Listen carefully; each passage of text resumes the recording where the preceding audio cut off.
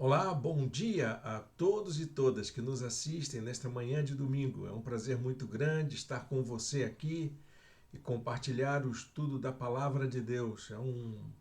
Uma das coisas que eu mais amo fazer no meu ministério, na minha vida, que é compartilhar aquilo que eu tenho aprendido na maneira como eu faço a interpretação bíblica, a minha exegese, os meus estudos para a minha própria vida e poder compartilhar com você a fim de que você utilize na sua vida também. Nós estamos seguindo os estudos na carta de Paulo aos Efésios e hoje vamos para a sexta lição. Aqui quem fala é o pastor Irênio Silveira Chaves, da Igreja Batista da Orla Oceânica, e, como sempre, é uma grande alegria a gente passar esses momentos de domingo juntos e juntas aqui. Eu vou colocar aqui a nossa apresentação, que é o material que a gente vai utilizar durante esta aula de hoje, como nós temos feito durante todas as nossas aulas aqui, em todos os nossos cursos e aulas, sempre temos uma apresentação. E também sempre temos uma apostila. Você pode acessar a apostila em nosso blog.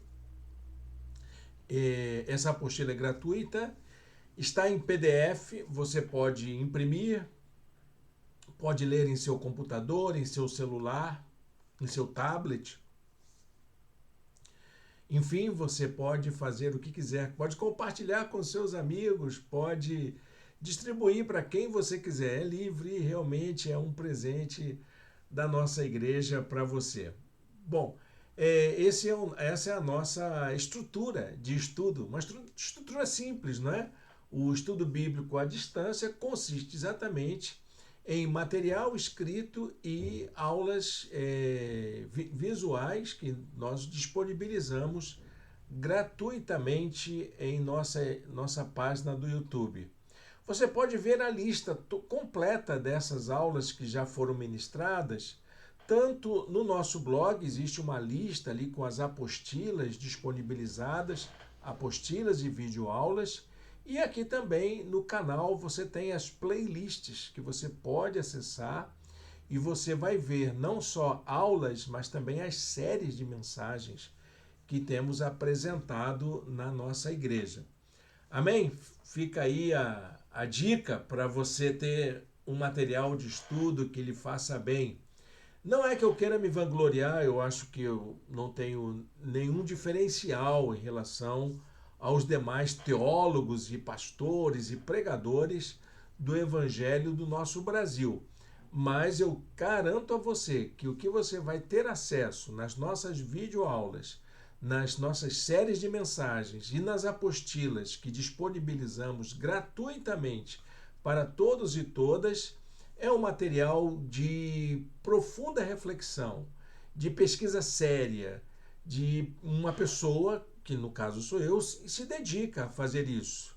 Se dedica a estudar, não só como pastor, mas como estudioso, como acadêmico que sou, embora esteja aposentado, mas tenho a minha tradição, né, o lastro aí de vida acadêmica que desenvolvi durante toda a minha atividade profissional e professor, né, escritor, professor, enfim, me dedicando aí não só à teologia, mas à filosofia, à linguística, à psicanálise, são áreas que eu me dedico e tenho compartilhado com os nossos irmãos e irmãs em todos os ambientes que eu atuo, aquilo que eu conheço. E espero que isso possa fazer muito bem para você. Não vai aqui nenhuma vaidade pessoal, eu estou apenas colocando-me à disposição com os dons que Deus me deu, os dons que Deus me abençoou, né? E tudo aquilo que Deus tem me proporcionado, eu coloco a serviço do reino de Deus para que todas as pessoas também se sintam beneficiadas e abençoadas. Bom, a nossa aula de hoje, quer dizer, nós estamos na sexta aula, não é? Baseada no curso da Carta aos Efésios, que estamos mudando o nome de redenção. Você precisa disso para viver. A carta aos Efésios, a gente já viu isso, né, desde a primeira aula, é um tratado de teologia.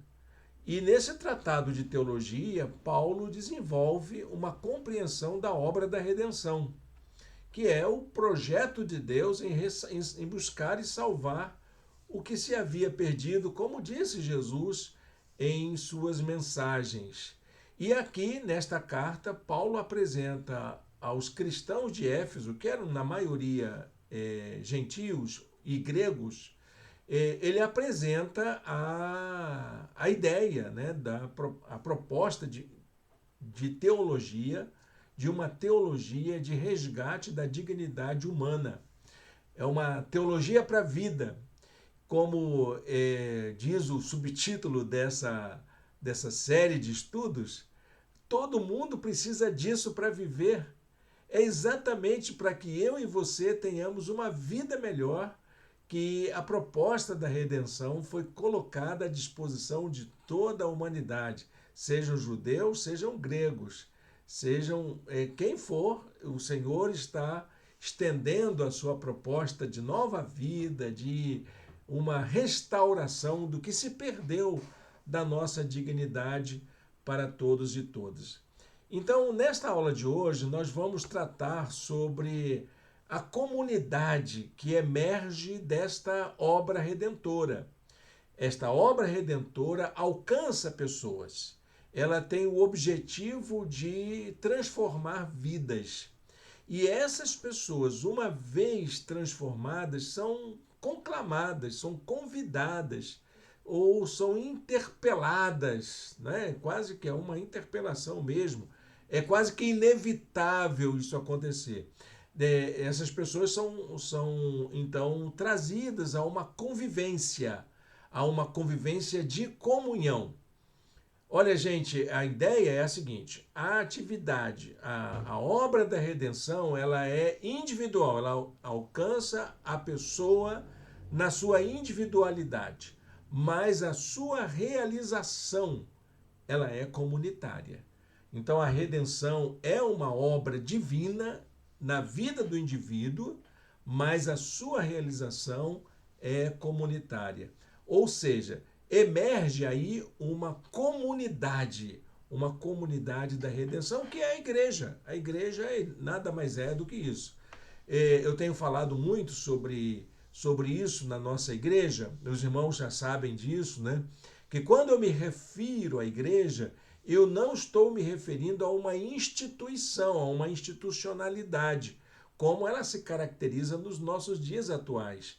A igreja, no coração de Jesus, ela tinha uma outra conotação, que não era uma entidade, não era um organismo, ela era realmente uma comunhão, um movimento, alguma coisa que faziam com que os seguidores de Jesus se amassem, se ajudassem, cooperassem uns com os outros e fossem cooperadores de Deus para a realização da obra do ministério.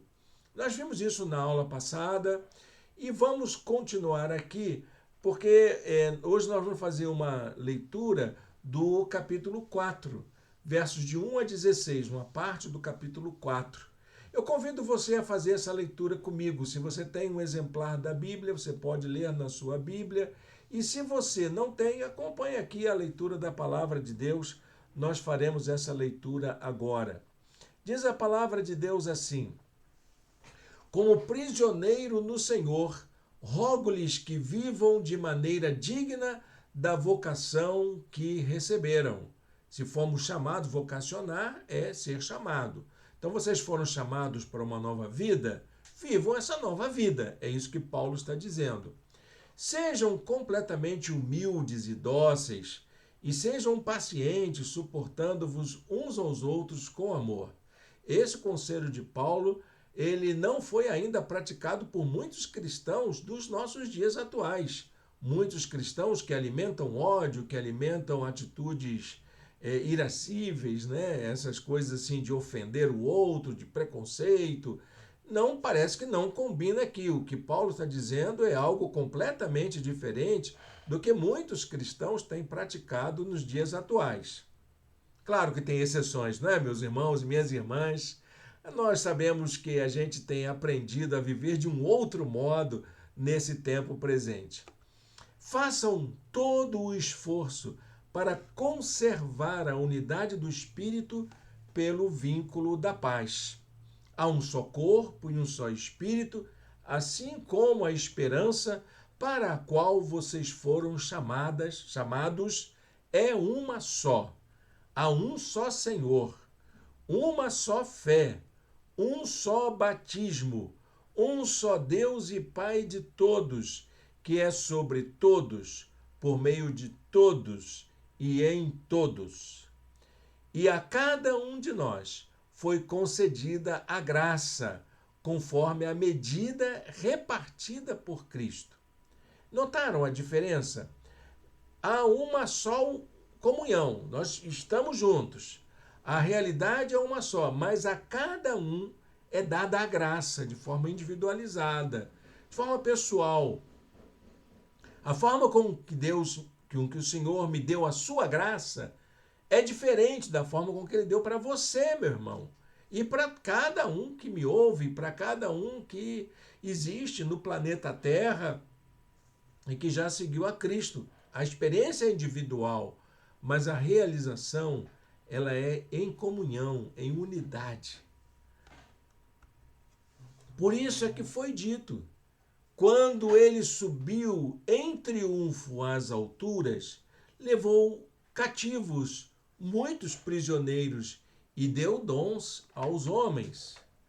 Que significa, ele subiu, senão que também havia descido às profundezas da terra. Aquele que desceu é o mesmo que subiu acima de todos os céus a fim de encher todas as coisas. E ele designou alguns para apóstolos, outros para profetas, outros para evangelistas, outros para pastores e mestres, com o fim de preparar os santos para a obra do ministério, para que o corpo de Cristo seja edificado, até que todos alcancemos a unidade da fé e do conhecimento do Filho de Deus e cheguemos à maturidade, atingindo a medida da plenitude de Cristo. O propósito é que não sejamos mais como crianças levados de um lado para o outro pelas ondas, nem jogados para cá e para lá por todo vento de doutrina e pela astúcia e esperteza dos homens que induzem ao erro. Antes, seguindo a verdade em amor, cresçamos em tudo naquele que é a cabeça, Cristo. Dele, todo o corpo, ajustado e unido pelo auxílio de todas as juntas, cresce e edifica-se a si mesmo em amor, na medida em que cada parte realiza a sua função. Amém? Que texto bonito também, não é? A carta aos Efésios é uma carta fantástica. Ela é uma carta gostosa de ler. É um texto que você lê rapidamente.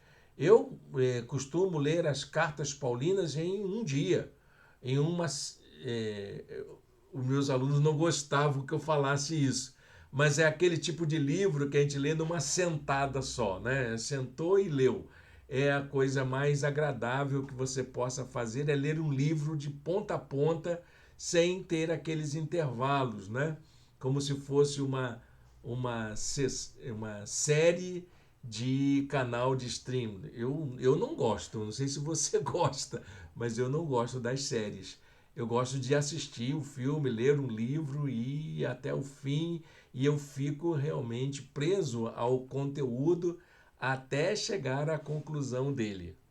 Bem, gente, então nós estamos aí com o texto e agora vamos passar a exploração dele. Vamos dissecar esse texto para nós compreendermos bem o que a palavra de Deus quer dizer para a gente através da instrumentalidade do apóstolo Paulo. O que o apóstolo Paulo está trazendo para nós é o emergir de uma vida em comunhão. vida em comunhão. Esta é a preocupação do apóstolo Paulo. A igreja de Éfeso precisava entender o quanto é importante a gente viver junto e junta com outros que creem, que buscam essa mesma afirmação de fé que transforma a nossa vida, esse cuidado amoroso do Pai por todas as pessoas. Então era isso que ele estava preocupado. Temos uma graça maravilhosa, temos um Pai amoroso, temos um Deus que tem um projeto fantástico para a vida humana. Isso se realizou na pessoa de Jesus. Essa é a graça maravilhosa que enche o nosso coração de alegria, de entusiasmo, que faz com que a gente vibre diante das propostas de vida que o Senhor tem nos conferido. E agora, o que é que nós fazemos com isso? Nós vamos buscar uns aos outros para vivermos em plena comunhão. A nova vida em Cristo deve ser vivenciada em uma nova comunidade. Eu falo comunidade por causa dos vínculos que nos unem. Comunidade é aquela relação em que as pessoas têm algo em comum. E nós, na igreja, na nossa vida de comunhão na igreja, nós temos algo em comum. E o que é o algo em comum? É a gente seguir a Cristo. Todos nós queremos seguir a Cristo. Essa comunidade é chamada nas cartas paulinas de corpo de Cristo, que é exatamente a configuração daquelas pessoas que estão ligadas umas às outras exatamente pelo fato de terem o cabeça Cristo, um único guia, um único Senhor, um único comando, que é a pessoa de Jesus.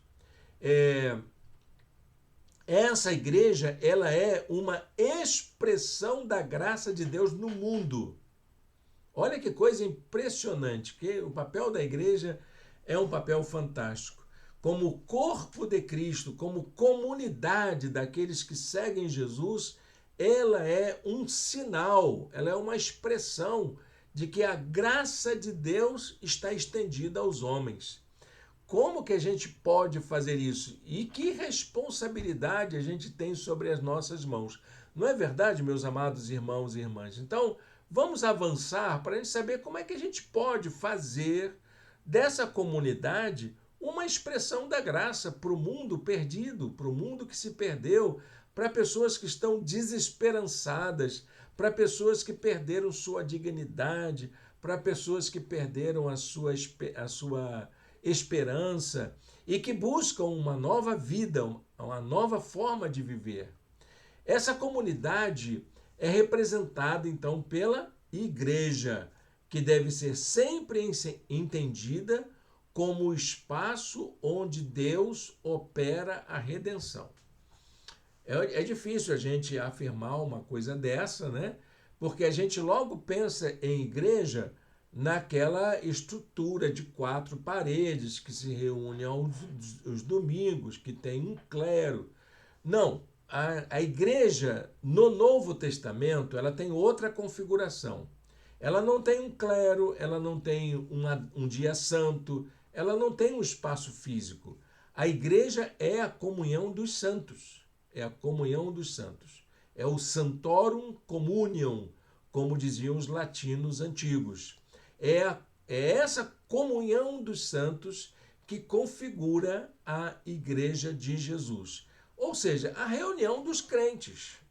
Onde estiver um, independente da sua bandeira denominacional, independente da sua hierarquia, independente da sua estrutura física, a igreja é a comunhão. O que acontece depois da comunhão é decisão dos irmãos, se vai ter CNPJ, se não vai ter, se vai ter nome na fachada, se não vai ter, se vai ter pastor titular, se não vai ter, se o pastor vai ter que ser um teólogo, se não vai ter. É a igreja quem decide. A igreja é soberana nesse aspecto. É ela quem vai dizer como que ela dirige. E é um equívoco, uma estrutura denominacional superior a essa comunidade querer mandar nessa igreja como é que ela age. Porque são os irmãos em comunhão que vão decidir isso. É esse o corpo de Cristo. O corpo que pensa, o corpo que reflete, o corpo que tem consciência da sua condição de seguidor de Jesus. E nós estamos ligados não a uma denominação, mas a uma soberania divina, que é a pessoa de Jesus. Ok? Nosso estatuto diz isso, viu, meus irmãos, minhas irmãs? O nosso estatuto diz que, embora sejamos batistas, nosso estatuto diz que o cabeça da igreja é Cristo. Nós nos reunimos em nome de Jesus. É isso que faz a gente ser igreja. Se ela é batista, se ela é anglicana, presbiteriana, metodista, católica, não é o nosso caso para discutir aqui. Nós, em primeiro lugar, antes de qualquer coisa, seguimos Jesus. Depois é que pensamos, olha, o modelo batista é muito bacana, eu gosto dos princípios batistas, acho que eles são muito importantes, então a gente segue os princípios batistas. E, com todo o respeito à história dos batistas, preservamos o nosso nome, né? No nosso letreiro. Eu acho mais legal.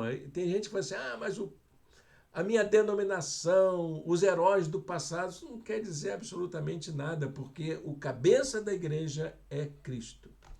Claro que os heróis da fé, aqueles que deram sua vida, aqueles que se empenharam, são muito importantes, sim. Desculpa aí se eu feria os meus pastores. Eu lembro de teólogos e teólogas, líderes do passado, que deram suas vidas pelo progresso do Evangelho. Muito bem. Isso quer dizer o seguinte: a essência da igreja tem uma característica peculiar. Para que existe igreja no mundo? Para a gente ficar juntinho, que bom, parece até aquela cabaninha que os discípulos queriam fazer no Monte da Transfiguração. Jesus não deixou os discípulos fazerem, mas os cristãos depois acabaram fazendo as cabaninhas para ficarem todo mundo juntinho, recebendo bênção, ficando muito legal. E é muito bom mesmo. Eu gosto muito da convivência da igreja. Mas o que faz a igreja ter sentido no mundo é a sua maneira de anunciar ao mundo a boa notícia, o Evangelho. Evangelho é boa notícia. A igreja só existe, só tem sentido existir nesse sentido, de que ela é uma anunciadora da boa nova do Evangelho. Ou seja, a igreja, a essência da igreja consiste em anunciar que em Deus há pleno perdão e reconciliação, há redenção. Nós somos redimidos da nossa condição de perdidos, somos perdoados, somos acolhidos por um Pai amoroso por meio da fé em Cristo Jesus. A igreja existe para isso. Não for para isso, ela não faz sentido. Ela é um monumento, ela é uma organização fraternal, pode fazer até bons trabalhos sociais, mas já não passa disso. Igreja mesmo, seja grande, seja pequena, seja templo suntuoso, templo pequenininho, tenha muita riqueza, tenha pouca riqueza, tenha pastores assim muito célebres, tenha pastores muito humildes, não tem problema. A essência da igreja é anunciar a graça de Cristo a toda a humanidade. Eu diria mais, a toda a criação. porque é na redenção humana que toda a criação também é restaurada, redimida. Isso para mim faz todo sentido. É o que justifica a minha vida ministerial, dedicar a minha vida em ser um anunciador do Evangelho da Graça. E como é que a gente faz isso? Bom, faz isso falando, faz isso vivendo, faz isso praticando. E é o que nós vamos ver aqui. Essa humanidade que antes estava alienada, alheia à proposta de vida da graça de Jesus, agora é reconciliada, vive a vida em reconciliação. E a igreja é o lugar de acolhida, é onde isso acontece. Antes, essa humanidade era dividida, agora é chamada para a unidade em Cristo. Muito importante essa afirmação. Aqui você guarda com você, porque é isso que Jesus veio fazer e é isso que justifica a gente investir, né? Os irmãos aí que acompanham a nossa história da nossa igreja, mas, pastor, por que mais uma igreja? Por que lutar tanto? Por que manter uma igreja em meio a tantas igrejas? É por causa disso, porque a gente tem o coração voltado para as necessidades humanas de serem acolhidos pela graça de Deus. E a igreja precisa ser preparada para ser isso, o lugar onde esse acolhimento acontece, onde a descoberta desse amor, desse gesto de perdão acontece.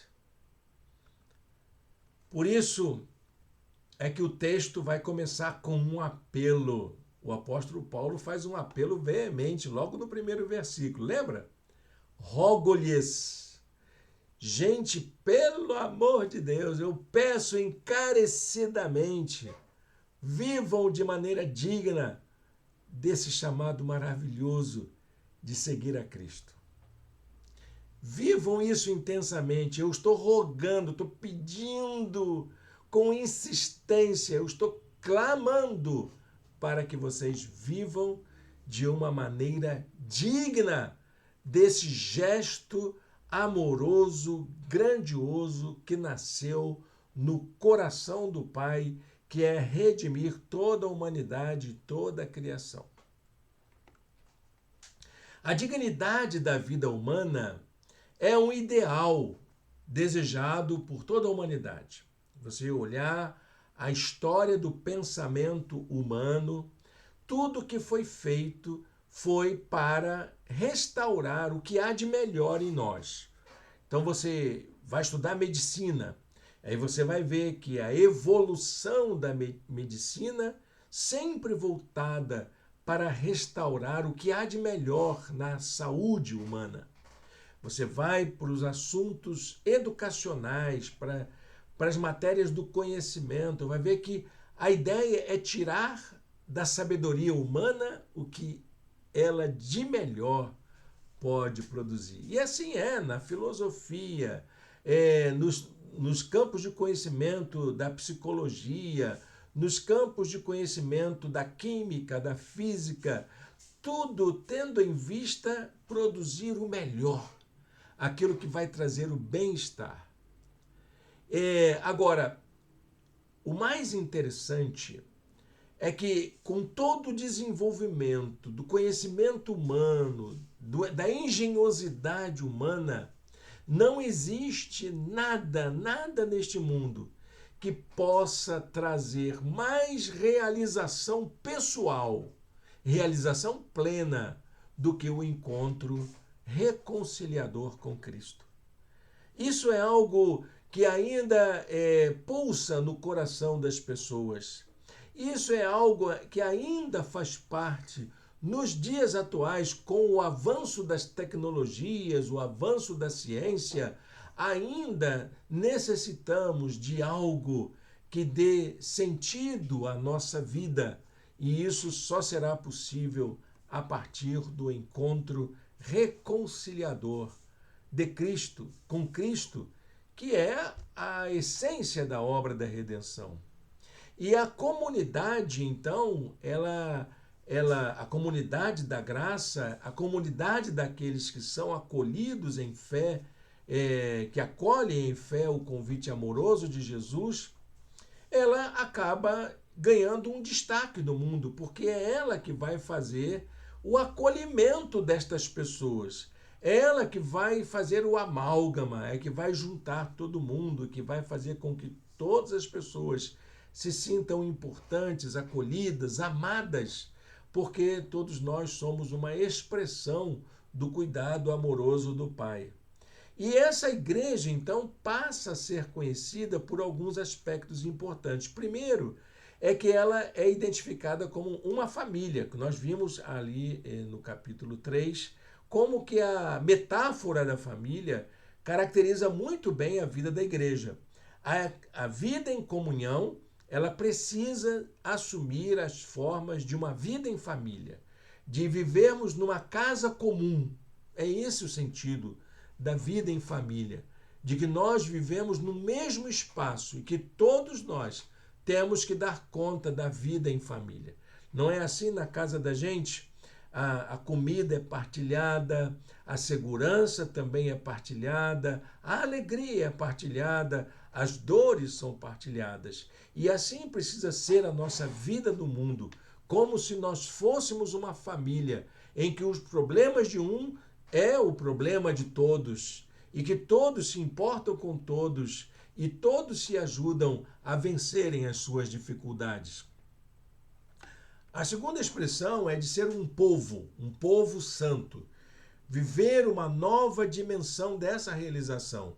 A ideia de povo de Deus é uma expressão bastante interessante nas Escrituras. Ser povo de Deus quer dizer pertencer. É uma ideia de pertencimento, de cidadania, de ter algo que nos oriente a vida por causa dessa relação maior com Deus. E esse povo é santo.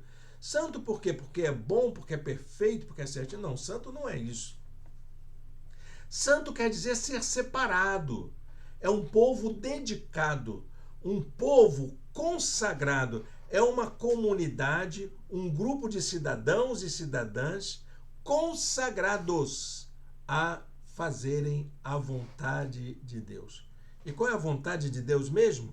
É que nenhum se perca, que nenhum ser humano se perca, que todas as pessoas, toda a criação seja amada e cuidada por esse povo, porque esse povo é um povo consagrado a Deus. Deu para entender? Essa é a ideia da expressão.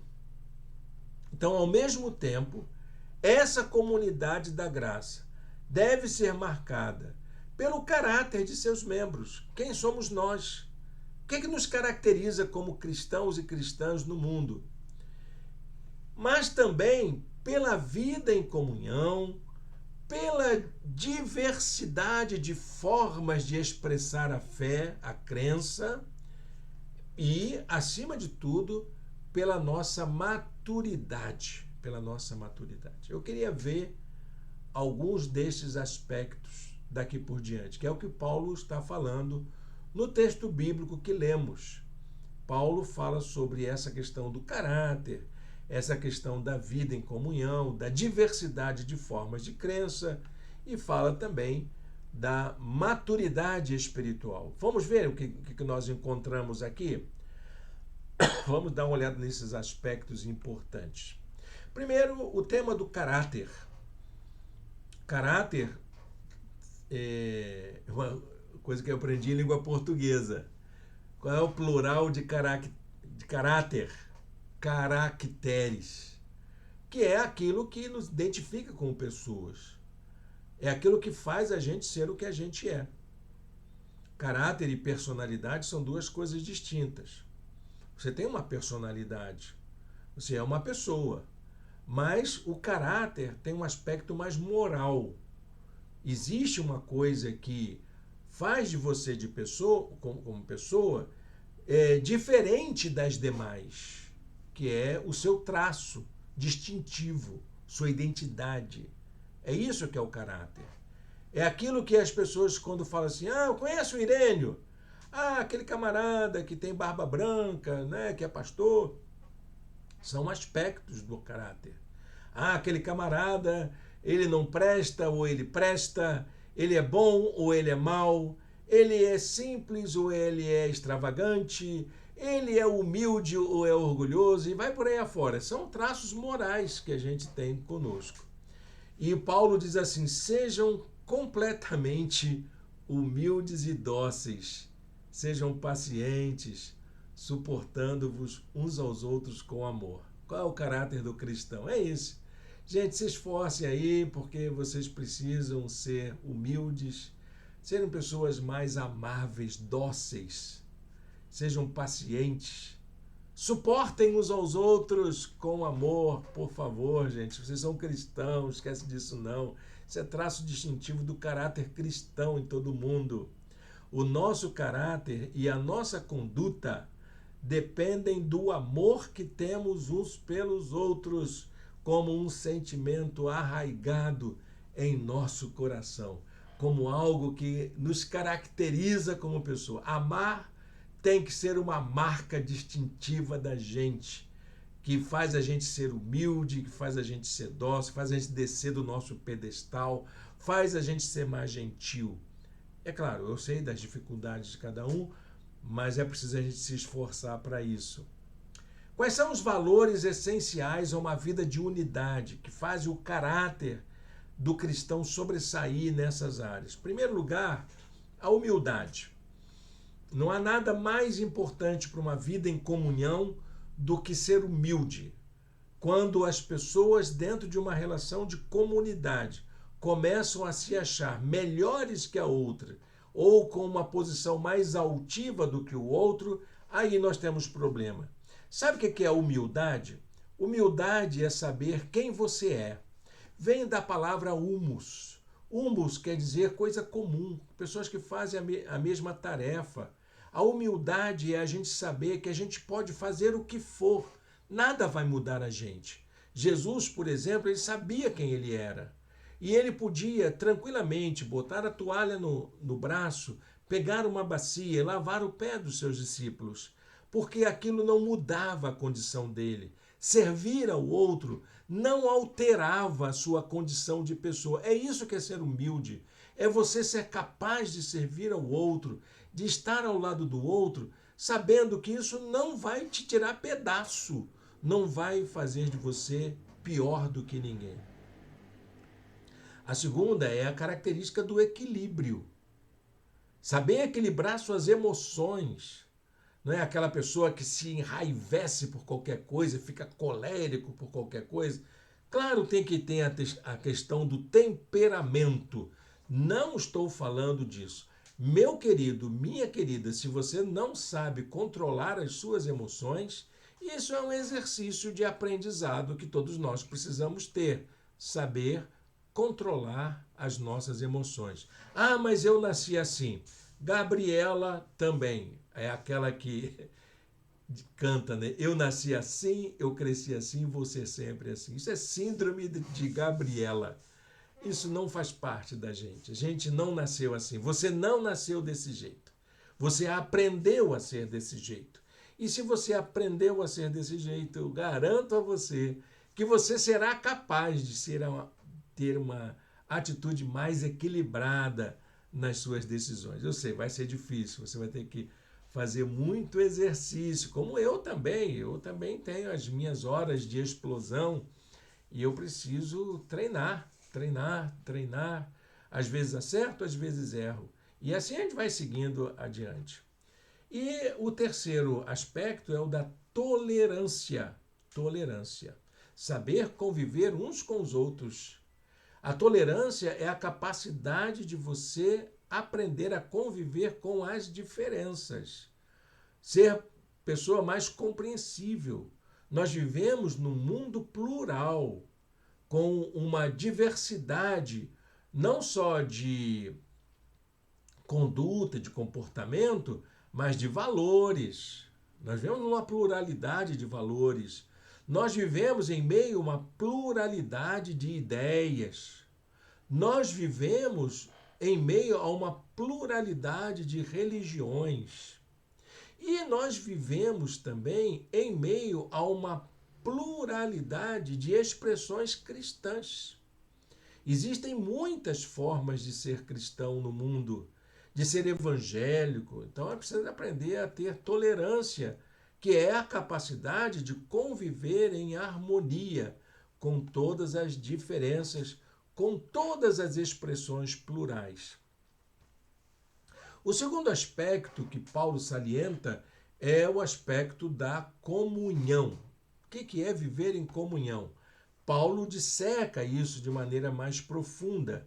A unidade do corpo de Cristo, ela é a expressão da comunhão.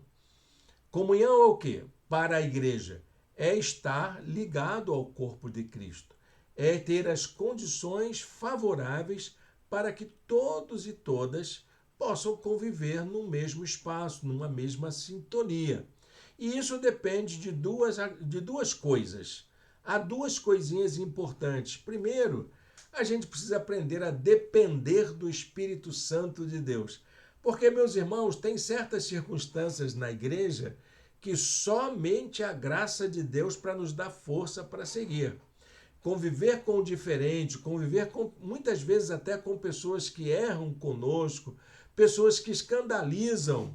Olha, a igreja tem disso tudo, meus irmãos. A igreja não é lugar assim de como se fosse um paraíso. Ah, estou na igreja, agora estou seguro.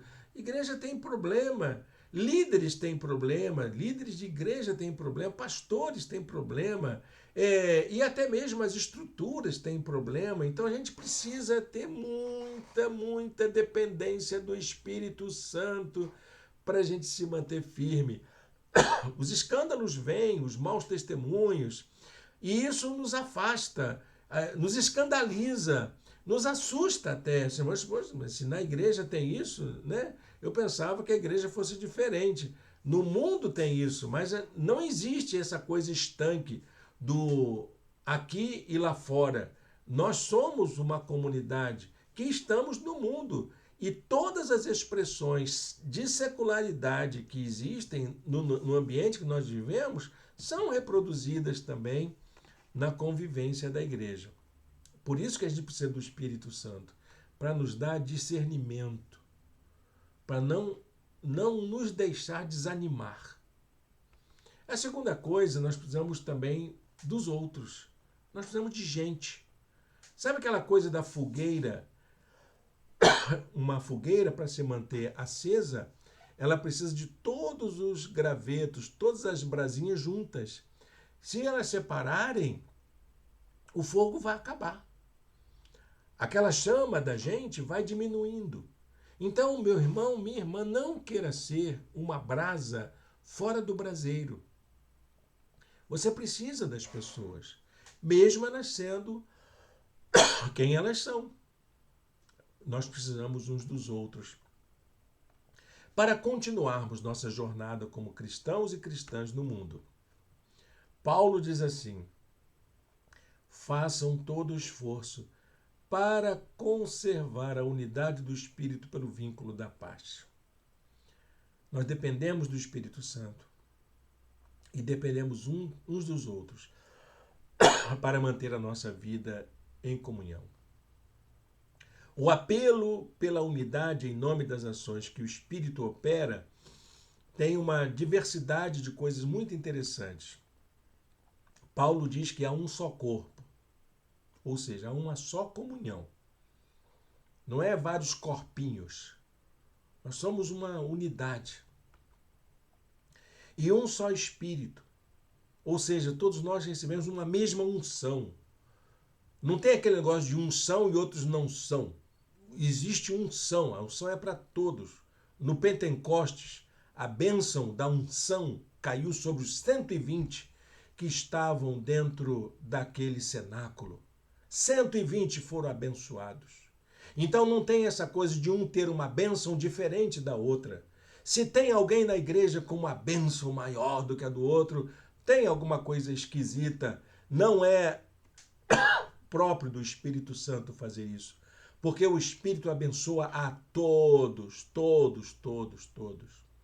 Todos na igreja são alvos do cuidado do Espírito Santo.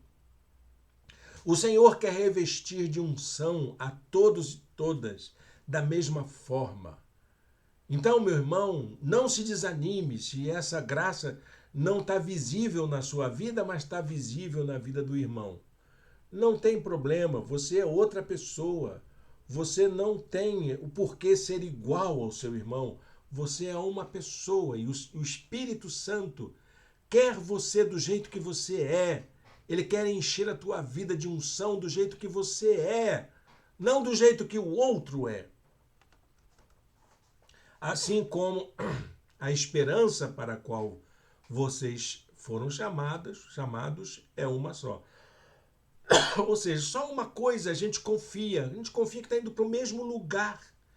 Estamos seguindo por um mesmo caminho. Há um só Senhor, ou seja, estamos submissos ao mesmo poder. E há uma só fé. Temos uma mesma e única convicção e um só batismo, que é o mesmo princípio. Todos nós começamos do mesmo modo, que é entregando a vida a Cristo e sendo batizado. É assim que todo mundo começa. Não importa o título que a pessoa tem, ela começou igual você está começando, meu irmão, minha irmã. E a gente precisa seguir isso adiante. O terceiro aspecto é o aspecto da diversidade. Eu ia usar a palavra pluralidade, mas acho que a ideia de diversidade também comporta muito bem aqui. Diversidade e pluralidade deveriam ser quase que sinônimos, né? Mas a ideia da diversidade acho que fica mais fácil da gente compreender, porque existe uma variedade de formas com que a gente pode expressar a crença, a fé. Na igreja, às vezes, a gente quer a uniformidade, todo mundo ali certinho, como se fosse um exércitozinho, né? Com todo mundo uniformizadozinho. Não. O Senhor é o Deus da diversidade. Nada na criação segue um padrão igual, formatadinho. Há uma diversidade de formas, uma pluralidade, um multicolorido. Essa é a característica da ação de Deus. Deus age na diversidade. Escreve isso, gente. Deus é Deus de diversidade, não de uniformidade, de padrões. Ele é o Deus da graça, que não é da mesma forma para todo mundo. O seu amor é único, a sua acolhida é única, a salvação é única, mas as formas com que ela acontece são diversas. A unidade dessa nova comunidade, ela tem a ver com esse modo de Deus agir. E Deus age na diversidade, então a comunidade é uma comunidade de diversidade. É uma comunidade plural, onde todos e todas têm lugar. Deus é Deus de todos, que age sobre todos, por meio de todos, e que está à disposição de todos. E a igreja, ela precisa ser expressão desta maneira maravilhosa de Deus agir. Efésios 4:6, um só Deus e Pai de todos, que é sobre todos, por meio de todos e em todos, diz o apóstolo Paulo. A unidade é enriquecida pela diversidade de dons, que é aquele jogo de palavras que Paulo tenta explicar. Por que a gente recebe dom? Porque o Senhor, ele foi para o céu, e quando ele foi para o céu, ele deixou gente aqui para fazer o seu trabalho. E como é que a gente faz o trabalho do Senhor? Com os dons que ele nos dá, os dons concedidos por Cristo. Olha, eu tenho uma tese. A tese é de que todo cristão tem um dom. Todo. Você é um crente, um seguidor de Jesus, o Senhor lhe deu um dom. Você tem um dom, uma especialidade, algo que faz você capaz de servir na obra do Senhor. Que dom é esse? É aquilo que vai fazer você trabalhar. Então, Paulo diz de ministérios específicos que nascem desses dons. Ele designou alguns para apóstolos, outros para profetas, outros para evangelistas, outros para pastores e mestres, com o fim de preparar os santos para a obra do ministério, para que o corpo de Cristo seja edificado. É para isso que o Senhor dá dons a todos nós, para que a gente ajude o nosso irmão, nossa irmã, a se aperfeiçoar, a ser uma pessoa melhor. A quarta atitude é a atitude da maturidade. A maturidade, na verdade, é uma característica dos seres vivos. Os seres vivos amadurecem, não é? Não é assim? Uma plantinha, ela germina, cresce, floresce, gera frutos, envelhece e morre. Os animais também, eles são gerados, nascem, crescem e morrem. E a gente também. A gente foi fecundado, nascemos, tornamos criança, adolescentes, jovens, velhos e vamos morrer um dia. Essa é a ideia da maturidade. A maturidade é de um processo que vai dando a gente o sentido da vida. Só quem amadurece são os vivos. Os vivos amadurecem. E nós utilizamos essa palavra para designar a maneira como acontece a nossa vida cristã. A nossa vida cristã também precisa amadurecer, ela precisa se desenvolver. A unidade da igreja exige maturidade, desenvolvimento, crescimento. A gente precisa melhorar a nossa vida, precisa tornar uma pessoa mais madura. Deixar aquelas coisas de meninos e meninas, né? Aquelas infantilidades, aquela fé ingênua, para a gente ser mais amadurecido na fé, crescermos na maneira como conhecemos, até que todos alcancemos a unidade da fé e do conhecimento do Filho de Deus e cheguemos à maturidade, atingindo a medida da plenitude de Cristo. Paulo nos dá uma informação muito importante sobre a maturidade do cristão. Qual é o indicador de maturidade do cristão? É a medida de Cristo. Então é você se parecer com Cristo, é você ser semelhante a Jesus, é você poder ser comparado a Cristo. O que significa crescer então? Para o cristão, chegar à mesma estatura de Cristo. Como que a gente pode crescer para chegar a essa condição de ser um imitador de Jesus, seguindo a verdade em amor? A palavra verdade aqui está a ideia dos ensinos da palavra de Deus, os mandamentos de Jesus, os ensinos de Jesus na vida. Então eu preciso aplicar isso de uma forma amorosa, vivendo na minha vida aquilo que Jesus ensinou, a fim de que eu possa amar o meu próximo como a mim mesmo. Por quê? Para que eu preciso crescer? Tá tão bom assim? Tá tão jeitoso, tá tão gostoso ser desse jeito, nessa minha fé ingênua? Para que eu não seja volúvel, para que eu não seja enganado. Tem muito pregador enganando o crente com uma teologia supérflua, com uma teologia que distancia a gente do Deus vivo, para dar a ideia de um Deus manipulado, um Deus controlado. Não é Deus, isso é ídolo. Então, meu querido, minha querida, por que você precisa crescer? Para você parar de ser manipulado por esses pregadores de rede social, por essas mensagens que parecem bonitas e que muitas vezes vêm numa forma musical atraente. E são bonitas mesmo, eu concordo com você. São atraentes, são gostosas ao ouvido. Mas, meus irmãos, são estranhas diante da proposta de vida de Jesus para todas as pessoas. E qual é o resultado se eu quiser crescer? Se eu quiser ser maduro? Olha, o resultado é uma comunidade de fé amadurecida, esclarecida. capaz, autônoma, que age por si mesmo. Porque maturidade é isso. Maturidade é a capacidade da pessoa agir por si mesmo. Que bacana isso, né? Somos capazes de agir por nós mesmos.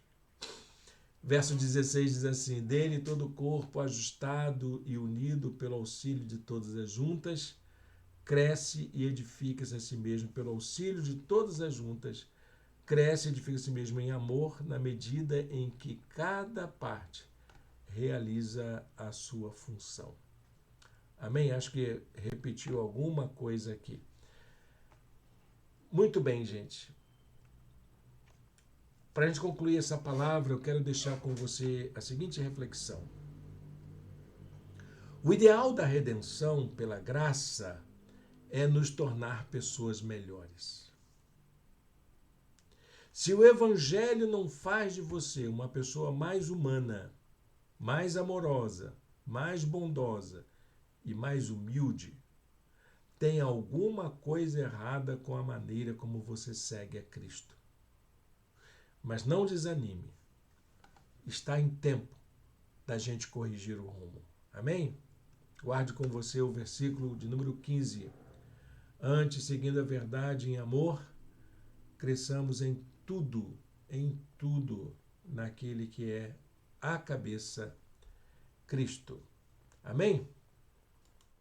Feche seus olhos, fale com Deus, vamos orar, pedir a Deus misericórdia e graça. Eita, desafio para a gente, não é, meu irmão, minha irmã? Um desafio grande.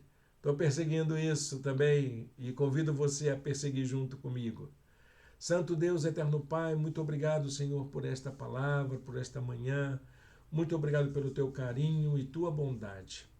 Ó Deus bendito, continua a derramar tua graça sobre nós. Fala ao nosso coração a cada dia e continua a abençoar a vida dos nossos irmãos, em nome de Jesus.